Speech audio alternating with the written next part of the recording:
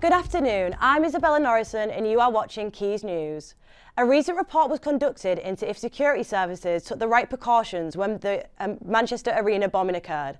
Terrorist Salman Abedi was responsible for 22 deaths at an Ariana Grande concert in May 2017. It's International Rescue a Cat Day. Later in our programme, Mia Williamson will be talking to a vet who saved Bagpuss, who was doomed to be put down. The cost of living crisis meant that the owner couldn't afford vet bills. A University of Salford student is researching children's responses to dogs, along with performing tests to find out why kids have this reaction.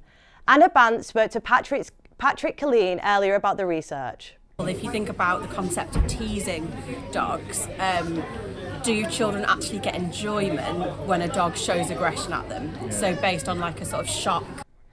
In the Manchester music scene, Open Beat are an organisation trying to help up-and-coming artists thrive in the world of music. They hold events for bands to get their names out there, including an event for free in Manchester last night. After the gig, our reporter Beth Robinson spoke to John, who manages bands trying to make a name for themselves. It's from when I used to be in a band when I was a bit younger. We all sort of fell out, and then I decided, I'll start putting on gigs for my mates instead and see how that goes.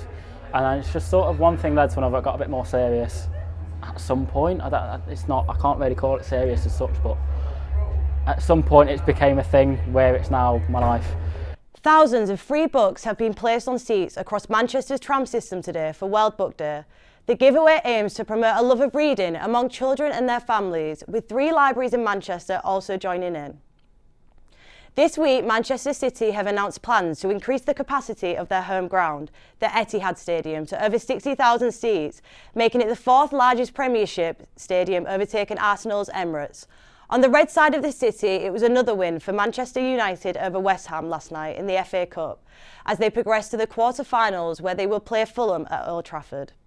And finally, the weather, staying dry once again today, and that will remain the case up until the weekend.